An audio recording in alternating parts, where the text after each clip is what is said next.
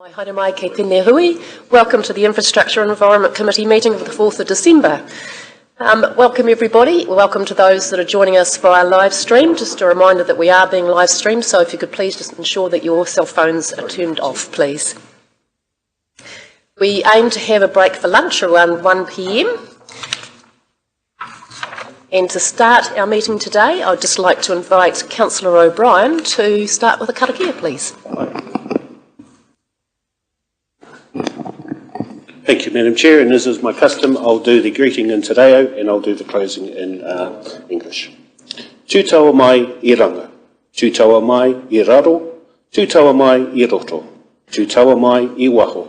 Kia ta ai, te Māori tū, te Māori ora, ki te katoa, umie, huie, taki. Thank you, Councillor O'Brien. There appear to be no apologies for today.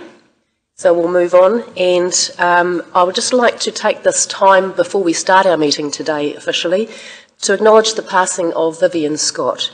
Vivian was a director of Infracorp from 2019. I would just like to hand over to Councillor Waru just to say a few words, please. Tēnā koe te chairman o tira kia tātou katoa, yes, e tautoko nā i ngā kōrero e pāna kia Vivian. It's a bit of a shock to hear she had passed. I believe she was actually, she hailed from Wellington, but she made her way up these ways and done a lot of mahi, and I knew her in my capacity as chair of, former chair of Te Tatau o Te Arawa, I mahi tahi ke, I runga I tahi kaupapa, and she was a lovely lady and she'll be missed, so kamutu wake wako mihi ai tērā, tēnā tātou. Ka rui te aroha ki tōna whānau. Kia ora, Councillor Waru, and our thoughts go out to the family. Thank you very much. Are there any declarations of interest today, councillors? There appear to be none, thank you. Item number 4 is urgent items or minor matters. Are there any today? Mayor Tapsell. Thank you, Madam Chair, and through you. I do have a minor matter that I wish to raise, which is just regarding changes to the Waste Minimisation Act. Yes, I'm happy to hear that now. It's just an item to be noted. Yes, I'd just like to table a letter, if possible, and Stavros can talk to this further in his operational report. That would be a great idea, thank you. I'll accept that, thank you. Thank you very much. And councillors, I have just distributed this letter to you all. We sent this to ministers, including the Right Honourable Christopher Luxon, Prime Minister, Minister for Environment, Infrastructure and Finance as well. There is quite significant change that would have significant impact on ourselves as council and our ability to fulfil our responsibilities in terms of waste management, and this is regarding potential changes to removing the waste levy for councils to use. So I'll let Stavros speak in full detail about this, but as you'll see in this letter, what we're asking for is for the government to commit to a full open review of the Waste Minimisation Act, and also to assure us that no further changes will be made to the Act outside of that review, essentially wanting a solid commitment from government to handle these changes with transparency that New Zealanders expect and deserve, because it will have an impact somewhere around $1 million plus if this goes through as currently proposed. So we'll let Stavros talk further in the progress report on that, but thank you for letting me table this. Thank you, Worship, and I appreciate you raising it to the surface. Thank you. Are there any minor matters, councillors? There appear to be none. So we'll move on to item number 5, which is the confirmation of minutes. Can I have a mover and a seconder that the minutes of the Infrastructure and Environment Committee meeting held on the 6th of November 2024 be confirmed as a true and correct record, please? That's Councillor Kai Fong and Councillor Wang. Any matters for correction or discussion? There appear to be none, so I'll put that to the vote. All those in favour, please say aye. Aye. Against? That is carried. Thank you. There are no presentations today, so we'll move on to item number 7, which is on page 15 of your agenda, councillors. This is a staff reports. 7.1, the Rotorua Museum Te Whare Taonga Seismic Strengthening and Restoration Update. I'd like to ask for a mover and a seconder that the report be received, please. Councillor O'Brien and Councillor Maxwell. All those in favour, please say aye. Aye. Against? That is carried. Thank you. I'd just like to invite Will to come forward and also the CE would like to make a comment as well. Thank you very much, Madam Chair, and through you, you will see in these items perhaps some overlap, and I'd like to just highlight that's because we're in the process of streamlining some of this project reporting. So in future, you will see a more efficient report whereby we every month report on the critical projects, and then every 3 or 4 months we'll do more comprehensive narrative reports on each of the critical projects that we've identified. So just if I might ask you at each point to focus questions on the presenter who's best able to answer them as we go through, that might be good. Thank you very much.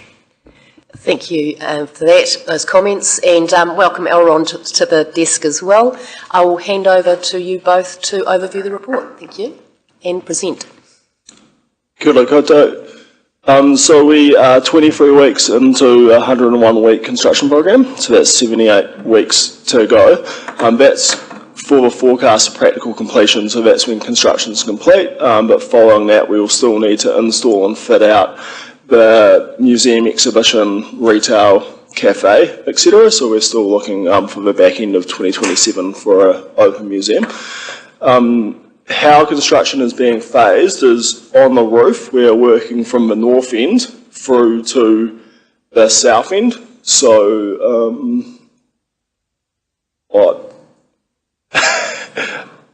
still learning how to. Anyway, I might put the pointer down. But you can see that we're progressing through from the left-hand side of the screen, which is the northern end, at the north roof to the central hall, and we'll be working on that scaffolding section until mid to late 2025, and then we'll move over to the southern hall, and then on the interior we're in the inverse, so we're starting on the southern wing and then moving forward, and so we'll eventually cross over. The access to the central hall is from the eastern side, and the access to the northern roof is from the western side. All of these photos are on the basement, and is where a significant amount of the work is currently taking place. And so the FRCM is the fibre reinforced cement truss matrix, is essentially where we are putting on carbon fibre on the walls and then a cement grout over the top to tie together the existing wall foundations. Then we move up to the ground floor, and you can see work progressing here. The south wing, where we've got wall lighting progressing, the lift shaft going in zone 2 to give access to the upper atrium. We can see a picture of the PSG walk around last week at the atrium, and then the uncovered Rachel bath in the cafe area. The second major focus is on the roof, and it's happening in different areas. So we are pulled off the majority of the tiles, and now we're structurally strengthening the roof with ply, followed by the building wrap, flashings, and then once that's complete, we'll start to see roof tiles going on shortly.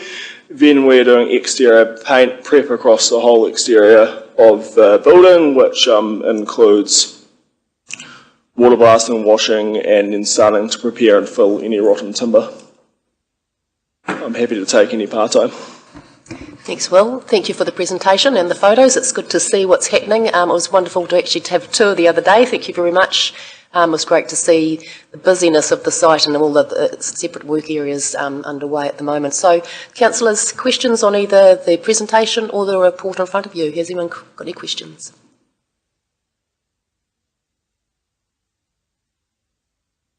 There appears to be no questions. Thank you, Councillor.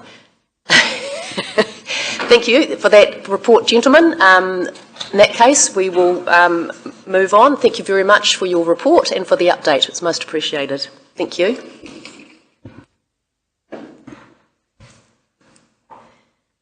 We'll move on to item 7.2, which is page 24 on your agenda, councillors. It's the Critical Projects Progress Report. I'll ask for a mover and a seconder the report, Critical Projects Progress Report, October-November, be received. Councillor O'Brien, Councillor Kiriopa, all those in favour please say aye. Aye. Against? That is carried, thank you. And I'll invite Elron back to the table to overview this report. Thank you.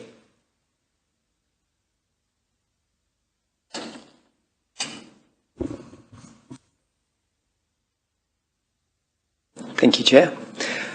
I'll take the report as read. I'm happy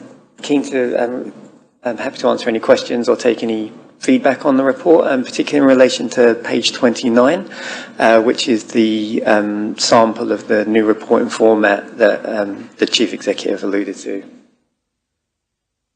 Thank you, Elrond. And as the CE mentioned, we are sort of in the process of transitioning between reporting methods, and also we're transitioning the capital projects team under a new general manager as well. So as we go forward into the new year, you'll see a change in the way that things come across the table at I&E. And Elrond was referring to the new template that's on page 29. So if you have any questions or feedback on any of that, I'll welcome it. Thank you. Councillor Patterson. Thank you, Madam Chair, and through you, thank you for your report, Elrond. Just looking at the IAAF Stormwater Program, have we had any response regarding the variation order? Thank you, Councillor. For you, Chair. No, I was on a call last Friday with the Programme Manager. They're still working through the process their end. They're at pains to mention that, you know, they're currently undergoing quite a significant restructure and they're limited on resource. We have stressed that it's impacting, starting to impact our programme, so they've promised us a response within the next week. Thank you. Thank you. Councillor O'Brien. Thank you, Madam Chair, and through the Chair, thank you for your report, very helpful. Could I just draw your attention to page 27, and if I could quote, the wastewater treatment plant upgrade has encountered increased financial risks due to unforeseen ground conditions requiring site designs and potentially leading to substantial variation claims from Trilogy. Generally speaking, in a project like this, whose job is it to look at the ground conditions first? Is it us as the property owner, or is it the people putting in tenders for the work? Thank you, Councillor. So it's really due to the scope of work that we've laid out. I was hoping maybe Stavros can support me with this. This particular project hasn't been handed over to the capital delivery team yet. We're just passing through the reporting. So the specific details of the specification, my understanding is that we would do, some preliminary work in relation to the ground conditions. My understanding is that in spite of that work, this was unforeseen, but I would defer to Stavros on that. Madam Chair, I'm happy to take it now or during Mr. Michael's report, whatever you're happy with. He's approached the table. He can answer the question if you wish. Might as well deal with it now. Thank you. Thank you, Madam Chair. The Triple Planner upgrade is a design and build project. In the feasibility phase of the project, the contractor was given access to the site to undertake a whole range of investigations and explore the feasibility of the design they propose. What Elrond is alluding to, it's the geothermal sort of eruption in one of the locations where the pump stations was to be sited, with a flooding consequence of that. The contractor was directed to actually provide an alternative design at their costs, and they're doing it at this point in time. The potential of variation is there. Our position is that we accept no variation claim from them because they had possession of the site. They were responsible to establish ground conditions. They are responsible to identify foreseeable risks. We don't believe that Council has liability at this point in time, and that's our position. All right. Thank you very much. Thank you. Thank you, Stavros. Is there any further questions, councillors? Thank you. Thank you, team, for answering the questions. There appear to be no further questions. I will happily... Oh, yes, Mayor Tapsell. Just a comment, if I may, Madam Chair. Sure. Thank you. I just wanted to really commend this new process that we're going through, and obviously being led by our new Chief Executive. I think that having the opportunity to have greater oversight of these significant projects and ensure that we are not only managing the risk but the eventual cost to our community is incredibly important. And while this mostly is an internal change, I have no doubt that it's going to have significant gains for our community as well. So we look forward to this new reporting framework and also for the benefits that it will bring. And just thank Alrond and congratulate him on his new role as Capital Delivery Manager, and also to the team that is supporting him. Thank you. Thank you, Mayor Tapsell. I support that. And Councillor O'Brien. Thank you, Madam Chair. Could I just ask either yourself as the Chair or even if the CE wants to, so when we say that this hadn't been part of your, hadn't been handed over to Capital Delivery, and I appreciate, so that we don't have these issues around ground, and I'm not taking a position on this, but how can we improve on this next time to make sure that these sorts of issues, and appreciate this is a very major project, probably won't be matched in scope for many years yet or decades, but how could we make sure that risks like this are looked through for the future? Yeah, I'll let the CE answer that. Thank you. Thank you for the question, Councillor O'Brien, and through you, Madam Chair. This is a known risk and was a known risk on this project. As identified by the GM of Infrastructure, when the project was tendered, those risks were addressed to the best of the team's knowledge at the time, and the risk was, we believe, appropriately apportioned. Now, what we've reported on today is ongoing discussions with the contractor, which in the interest of full transparency, we are reporting to you.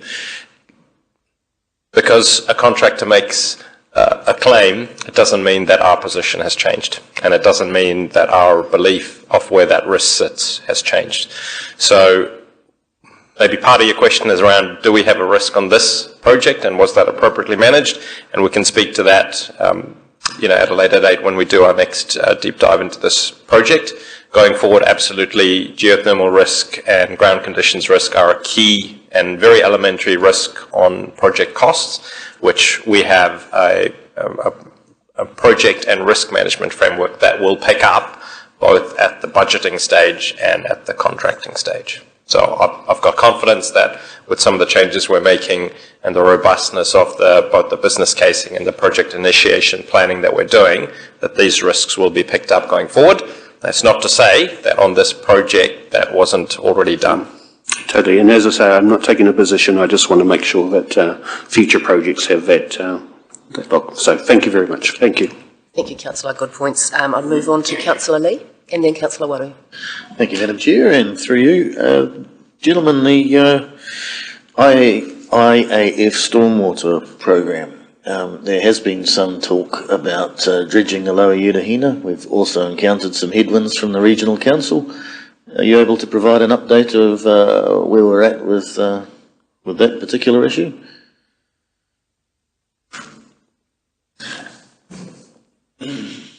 A feasibility assessment was made with regards to potential enhancing the lower Utahina capacity flow for major storm events. The assessment explored two main things. One was what is the current capacity of the lower Utahina?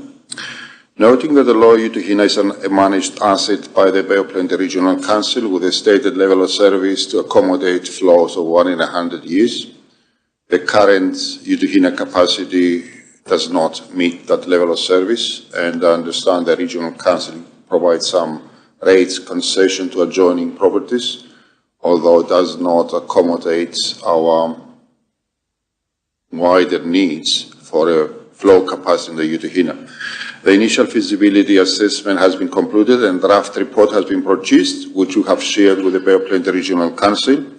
Dredging is one of the options. However, with the current management of lake levels, dredging will not deliver significant changes to the flow capacity of the lower Utahina. The second option is to explore the widening of the lower Utahina channel, bench it in a way that provides higher flow capacity.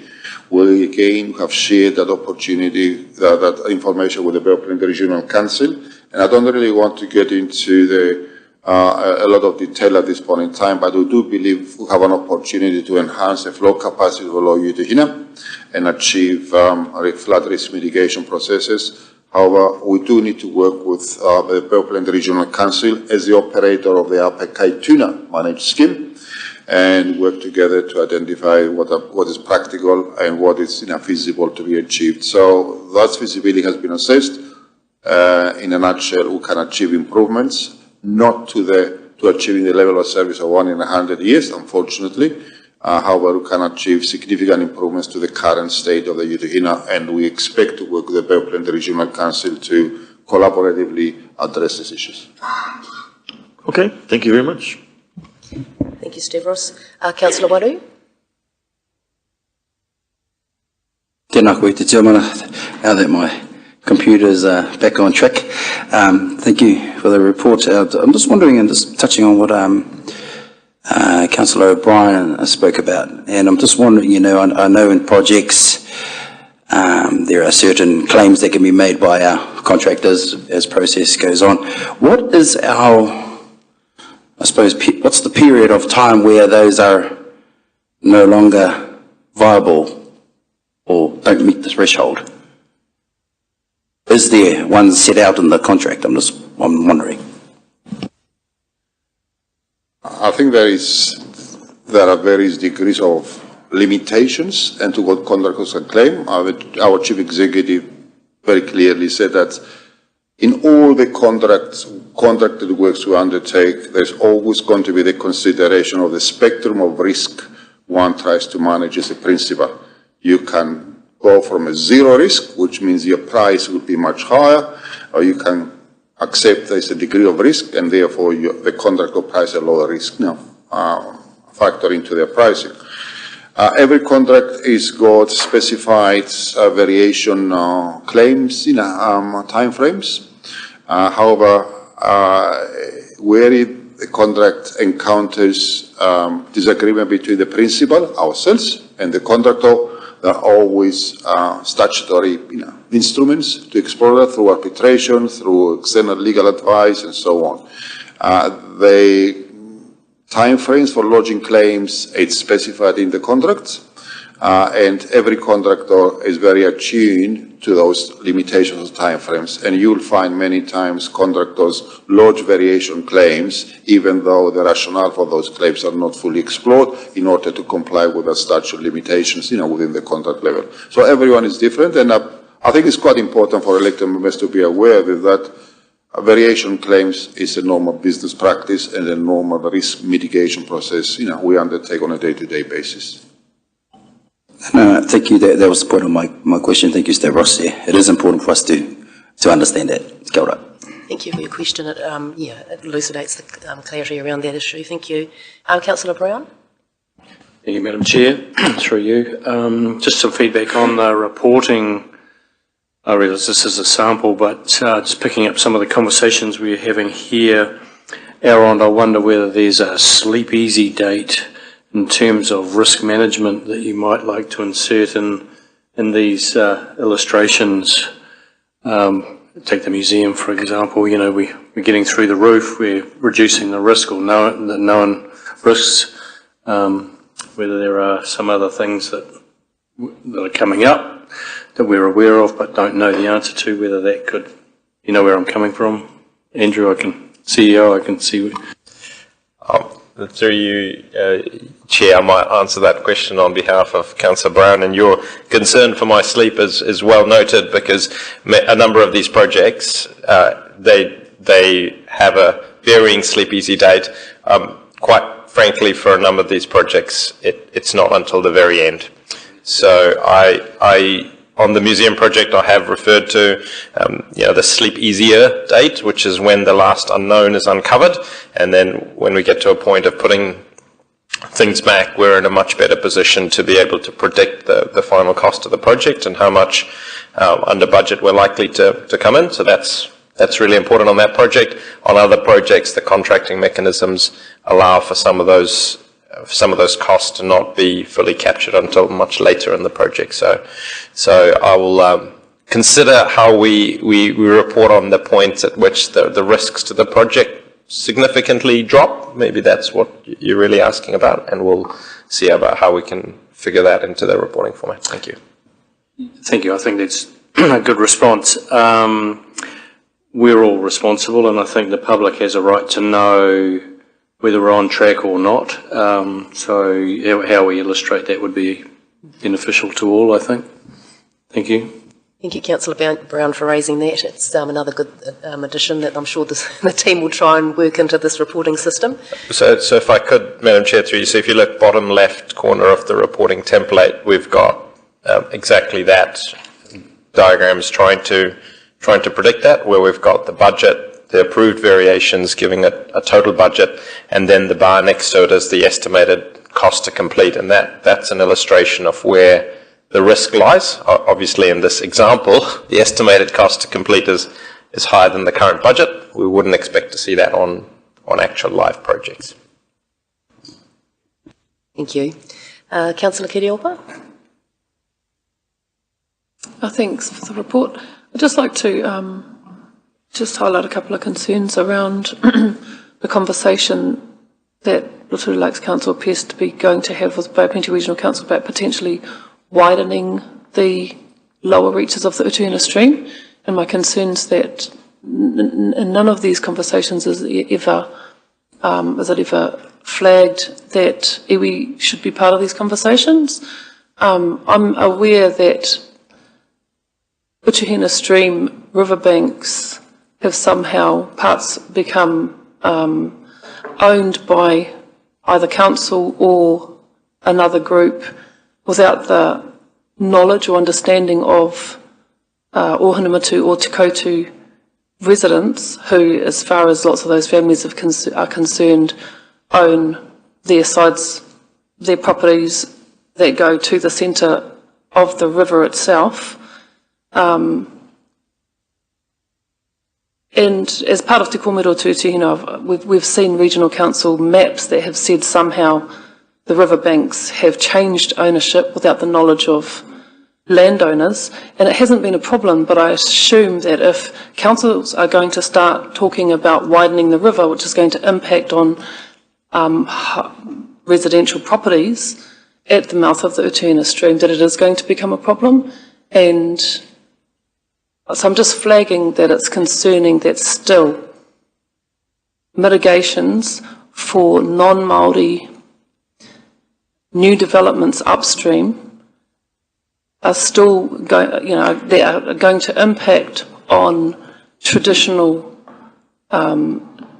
housing, traditional communities downstream, and still there's nothing in any of this where you're actually going to talk to the people affected downstream. I just need to highlight those concerns. Thank you, Councillor. I'll let the CE address those comments. Thank you. Thank you, Madam Chair, and through you. So I'd just like to highlight that one of the reasons this particular topic has been on my radar is highlighted by Hapu down in Ohinumutu to me at one of my very early visits there. So that's why this has come up. So absolutely, I would agree that as those, once we're actually having a discussion, because at the moment we're not, about what the solution is there, absolutely, Hapu and iwi around there will absolutely be at the table. Thank you. Any further questions, councillors? There appear to be no more questions. Thank you, team, for answering our questions and for the report. Thank you very much. And thank you also, Elrond and the team, for the reporting framework that you've provided for us. And we look forward to providing any more feedback, councillors, if you feel you'd like to. There is a recommendation in front of us today that we note the ongoing transition to the major capital projects team. This is a process that's ongoing, and we also note the implementation of the new framework. So can I have a mover and a seconder for this motion, please? Her Worship the Bear, Councillor Kai Fong. Is there any further discussion about this? In that case, I will put that to the vote. All those in favour, please say aye. Aye. Against? That is carried. Thank you. We now move on to 7.3, the Infrastructure and Environment Progress Report. Thank you, Elrond. I'd ask for a move and a seconder that the Infrastructure and Environment Progress Report be received, please. Councillor O'Brien and Councillor Patterson. All those in favour, please say aye. Against? That is carried. Thank you. Welcomes back, Stavros. And hello, Rob. How are you? I will leave it to you to overview the report. Thank you. Thank you, Madam Chair. And elected members, I'll take the report as read. Once I've made a few pertinent comments, which I think are important for elected members to be cognizant of and aware of emerging situations, more than happy to take any questions related to the detailed, reporting within the body of the report. As Her Worship the Mayor alluded earlier today, the government is proposing to make some changes to the way that waste minimisation levy is managed. The historical pattern or purpose of the minimisation levy imposed for every tonnage of waste that goes to the landfill, which is significant, and obviously that's one of the reasons why we have since 2016 tried to minimise the waste that gets to the landfill through a variety of interventions. That levy at the moment stands somewhere in the region of $65 to $70 per tonne. So for every $200 of waste that goes to the landfill, about 30% of that is tax, is under the waste minimisation levy. The historical purpose of that was to encourage local authorities to minimise waste by making the landfilling prohibitively expensive. But the benefit of that was that the waste, the tax collected by each individual landfill or authority was recirculated back into the local authorities' revenues and was hypothecated to be used for waste minimisation activities. In our particular case, we receive on average about $1.2 million a year from that levy. It's distributed through a formula of population and geographics and so on. That levy, that funding is used to offset costs for our recycling.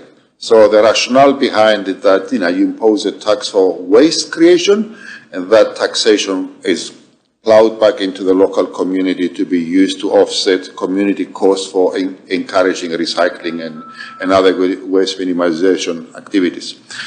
The Treasury Department has suggested to the government that money should no longer be hypothecated for waste minimisation, and instead the government should put that money into a central reserve to be used by the government as they see fit, which means it would not be used for waste minimisation to compensate local communities for incurring costs to do waste minimisation in Rohe. And it's a long process. That money can be used anything from encouraging farmers to do, stream controls or anything that the government sees fit. The risk for us is that if we lose $1.2 million, that's roughly about 1% of rates, on our general rates, or alternatively, we can stop doing recycling. That's, we can cease the activity if you don't have that kind of funding. Her Worship the Mayor discussed with myself and our team in recent times, and she, thankfully, and we're very grateful, for her, she drafted and forwarded a very firm letter to the government ministers stating our concerns about that proposal. Has all been finalized yet, but the advice from Treasury to the government is to do so. And we and other TLAs are really raising the alarm that really the government is going down a road which is not really consistent with the purpose of the waste minimisation levy imposed on the communities. So I'll leave it at that, and we'll take it from there. We're happy to discuss anything further. Thank you, Your Worship, for supporting us in that respect. The other thing I would like to note, within the progress report, you would notice we have a specific note that the Aquatic Centre Stage 2 improvements has been completed for a few months right now, and Rob is here with me just to indicate that with the Aquatic Centre improvements, the utilization and the augmentation of the visitors and the enjoyment of those facilities is on the upping. I think it's increasing, and we're very pleased to know that the project was completed on time and on budget, and we're looking forward to enact those necessary operational procedures to make it an attractive attraction for our community, and look forward in the future to see any augmentations that can be done in that particular area. So Rob is here, can talk about in more detail about that if you wish, but I will just highlight it at this point in time. The other thing that elected members need to be aware is that over the last couple of weeks we have completed the application to achieve a stormwater comprehensive resource consent. For those of you who have not been here for that time, that consent has been the offering since 2001. The purpose of that resource consent is to consolidate 37 current resource consents of discharging into the receiving environment of stormwater after it's been managing from various sources into one single comprehensive consent. And that consent will stipulate the way of managing rainfall, the way of managing contaminants, and the way of managing the control of quality, of that, stormwater. The commissioner had all our evidence last week. It was completed. We are now in the process of exchanging draft information about the conditions. And I'll go back to Councillor Kiriopa's note as early as that. The Lower Utahina and all the other streams and all other waterways are part and parcel of that comprehensive resource consent. The resource consent anticipates that the district is divided into 7 catchments, and each catchment will develop a catchment management plan for the long-term future. Each catchment management plan will require to undertake community consultation and engagement with the specifics of each catchment management plan. So when we look into the Lower Utahina, is one catchment management plan, and that catchment management plan, as it develops, will invite people to participate into the future management of that, of that catchment. And again, can I remind elected members that as we are going through the processes for managing stormwater, which at the end of the day is managing the rainfall, we also have a collective and joint responsibility with our partner agency, the Bay of Plenty Regional Council, who controls certain parts of the system. And it was not that long ago that we did have the Nokodaha Floods independent review report that clearly stated the roles and responsibilities of each party into that process, and encourage both the Bay of Plenty Regional Council and the Rotorua Lakes Council to take very seriously their statutory responsibilities to meet the prevention of, to address the prevention of flooding risk, erosion, and risk control for the properties. So we continue to work in that direction through the development of catchment management plans. Tarawera, as you are aware, on the 8th and 9th of November, the courts finally has issued its written injunction decision on the council's ability to continue and complete, that project. I'm aware that elected members will discuss, why the matter for Tarawera scheme. However, at this point in time, we do have the judgment enable us to continue that work. We continue to work with our partners to identify what is the appropriate operational timing to recommence the works, take into consideration we're approaching Christmas holidays, school holidays, visitors, and so on. So we don't have a date, but we'll continue to work in that direction, reinforced and supported by the court's decision who allowed us to finish that work. We also are working very diligently internally at this point in time to prepare the Three Waters delivery plan. As you are aware, we've got a new legislation that's been enacted to repeal the older Three Waters reforms. We are required to provide a waters management plan and alternative options for consultation, certainly before the 3rd of September next year.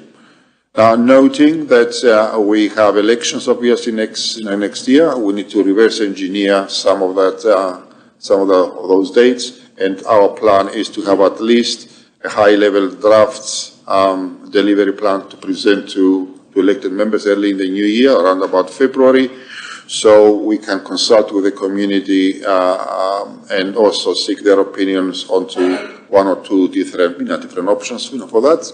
And we're putting together the financial and operational requirements, and we are building that delivery plan on the basis of our future development strategy, which is a housing strategy, our 30-year infrastructure strategy, which just have approved last year, and we try to anticipate any matters that we're not aware at this point in time or may come to become important matters in delivering that, in constructing that delivery plan. Another matter we're working diligently between now and the next in a few months is, as I said earlier in my reports, we have now the property assets and facilities under the infrastructure and assets group. We started a couple of weeks ago paying attention to some of the community halls. We will, over the next few months, complete our evaluation of those assets, start framing the asset management plans for different clusters and different classes of those kind of assets in order to construct a facilities and property strategy on the same basis as you have as an infrastructure strategy. And I look forward to bring that information back to you as we develop those plans, because that will inform our next LTP as to the management approach of these property and facilities assets. For the food, organic and green waste collections, again, you have instructed us or requested for us to go back and consult with some communities about their views on whether they want to be part to that into that contract or execution for the diversion. And again, that's a reminder that we're diverting the organics and green waste from our current waste stream. We would be in a very good position to be close to about 70 to 75% of all our municipal waste being diverted to beneficial use. We went and sought the opinions of two communities, Okareka and Mamaku. We've sent 604 letters to those communities. We received 342 responses, 57% of all of them. On average, 85% of the responses, they would like to stay with their current waste collection and not be part of the organic collection. If you want to, I can break it down a bit further for you.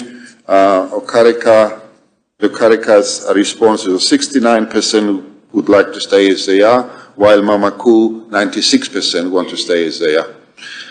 Consistent with the communication or issue to people is that we said that if the majority of those communities want to stay out of the food and organic collection, we will exclude them from the contract. We have already done we made a provision in the contract. There's a variable portion to be removed. The financial impact of it is minuscule. It's about $1, on the targeted rate, so it doesn't make a significant financial impact.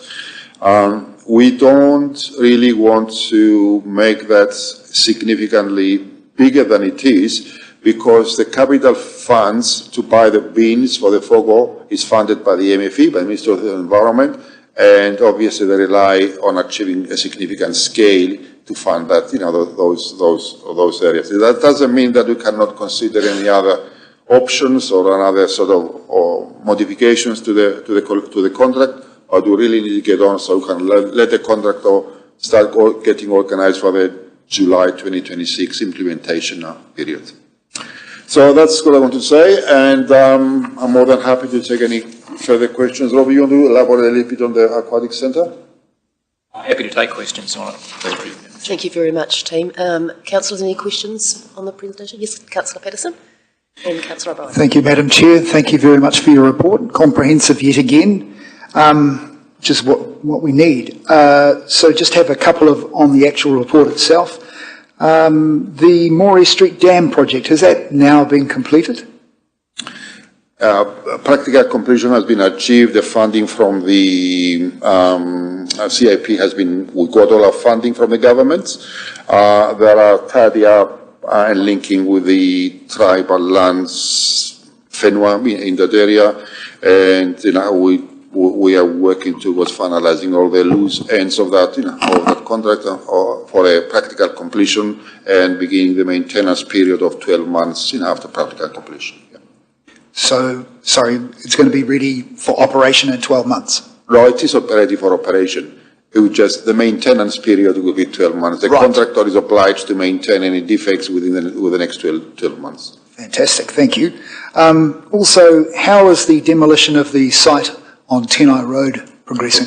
Progressing well. We expect it over the next week or so to 10 days to have the site cleared. Fantastic, great. And also just a little bouquet to the team who are behind the Puketawhero Park toilets. The block looks amazing, the paint job looks fantastic. Mike Spikerbos and the kids from Makoia Intermediate and everybody associated deserves a pat on the back for that. That's really good. Now, I've got a couple of curly questions. First one is from the emergency management report. Now, this might be a bit left field, but I'm going to ask it. Judith Collins made a very serious statement yesterday or the day before as Minister of Defence, citing that the geopolitical situation in the Pacific is probably at most precarious it's been since World War II, with the Chinese launching an intercontinental ballistic missile for test in September, which hasn't been done for over 30 years. Now, the question I'm asking is based on our emergency management. Have there been any plans or any discussions with our civil defence about the unfortunate possibility of conflict resulting in a detonation of a nuclear weapon over Sydney or something like that, which could, no modern city has ever burned. All we've got close to that is Nagasaki and Hiroshima, which were not modern cities or the scale. So we saw the effects of the forest fires and how that smoke drifted across the Tasman and blanketed a lot of the west coast of New Zealand and even as far as us. Has there been any plans or any discussions about what would happen, what we would need to do to protect our people if there was anything like that in the future? Thank you, Councillor Patterson. I have a lot to say on that, but my answer is no. Okay. We are civil defence, not national defence. Right, okay. And my last question is, on the 28th of November, the Whangarei District Council voted to reject the Director General of Health's fluoridation directive.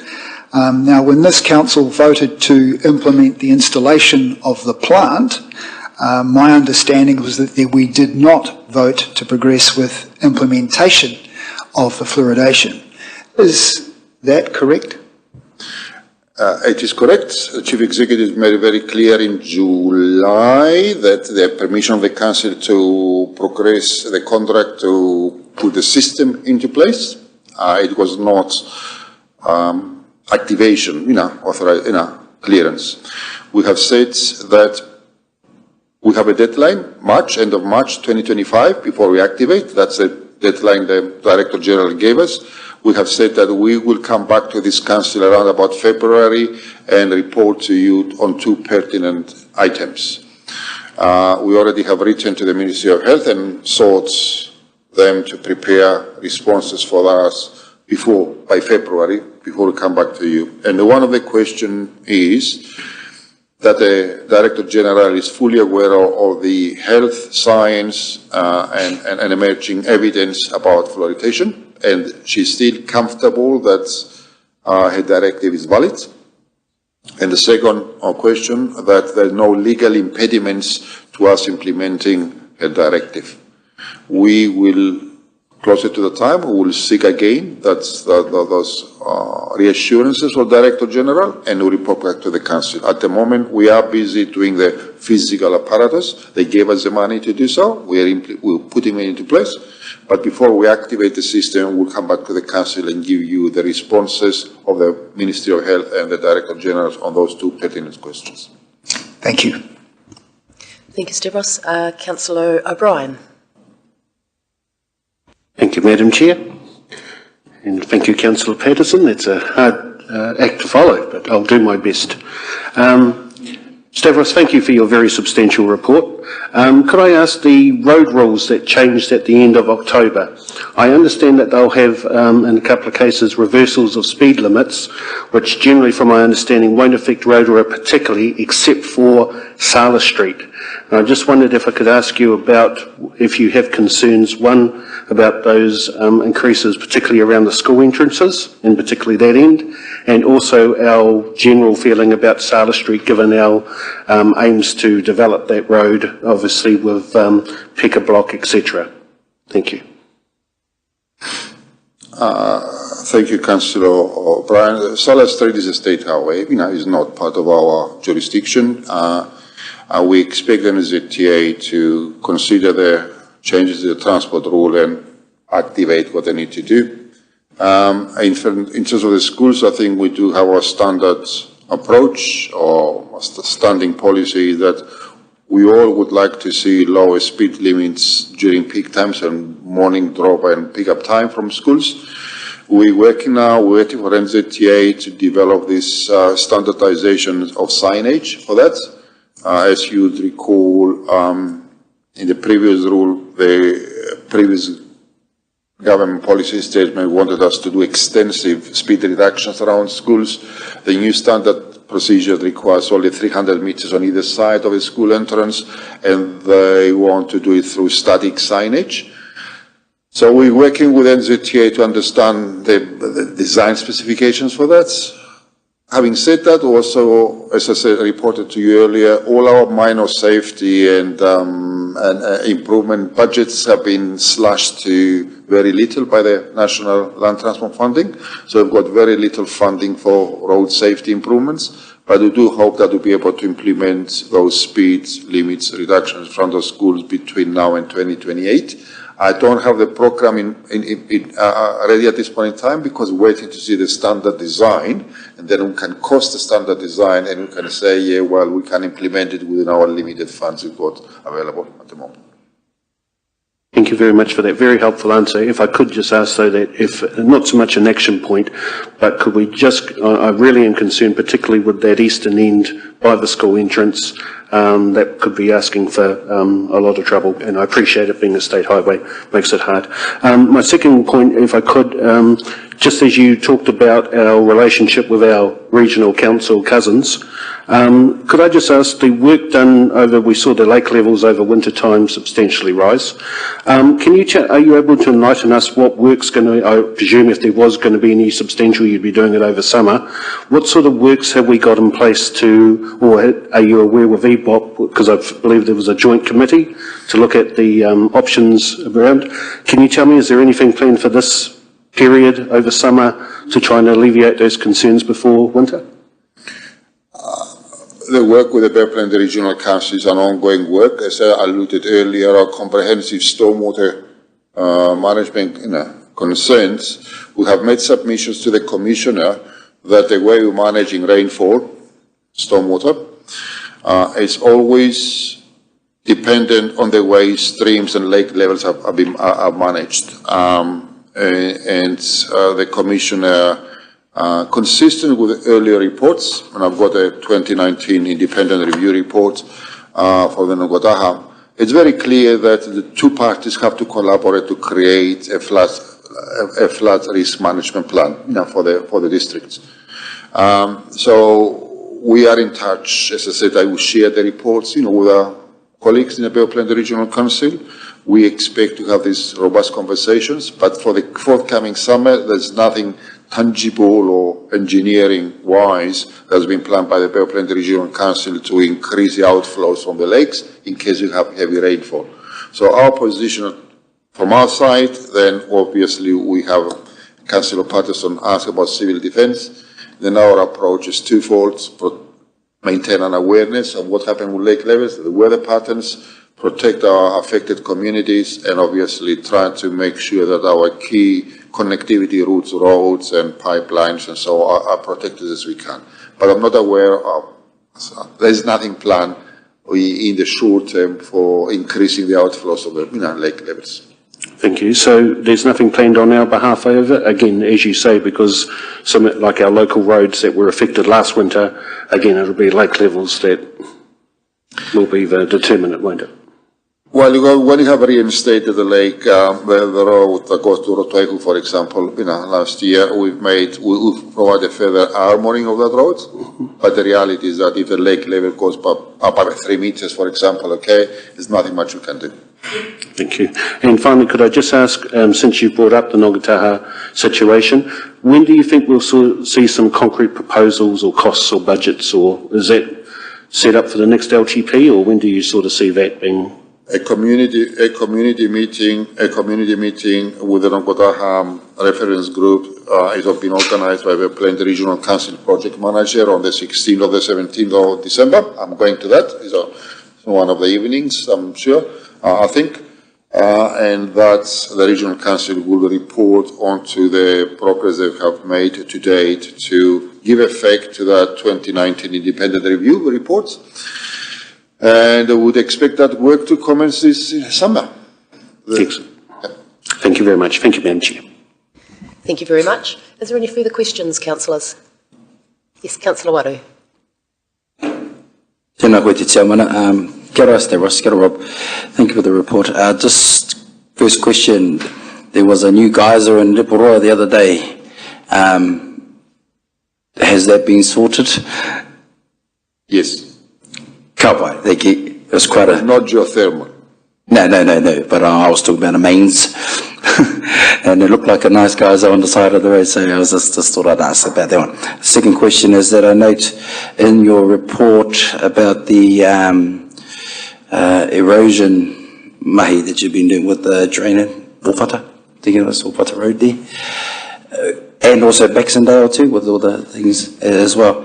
Is there any thought as to maybe providing that same type of kaupapa to the Muruika, Erohiramutu, the Urupa area? I think, I don't want to preempt, thank you. I just thought I'd ask. Ohinimutu, as we discussed informally in a number of times, it needs to achieve two things, the law of Ohinimuna, or law Utahina. The capacity of the law Utahina needs to improve to the highest possible level.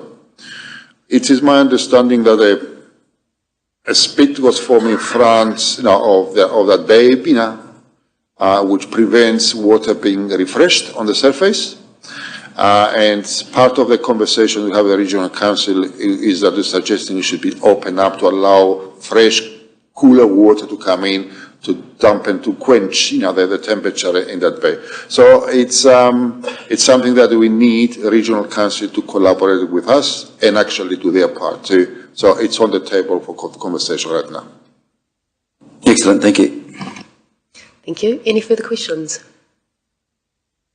There appear to be none. Thank you very much, gentlemen, for your report and for answering the questions. Appreciate your time. I'll put another one up. We'll now move on to item number 8. Now, there is a recommendation to move into public excluded. This is because there is the withholding of information is necessary to protect I'll say that again, whether making available of information would likely unreasonably prejudice the commercial position of the person who supplied it. And the withholding of the information is necessary to enable council to carry on negotiations. The consideration has been given to the public interest in this matter, and the reason that the recommendation is this way is that the confidentiality outweighs the concerns around public interest in this matter due to commercial sensitivity. So could I have a mover, please, that the Infrastructure and Environment Committee resolves to exclude the public on the grounds contained in 48(1) of the Local Government Information and Meetings Act, please. Councillor Kai Fong and Councillor Wang, I got it out eventually, thank you. All those in favour, please say aye. Aye. Against? That is carried, thank you.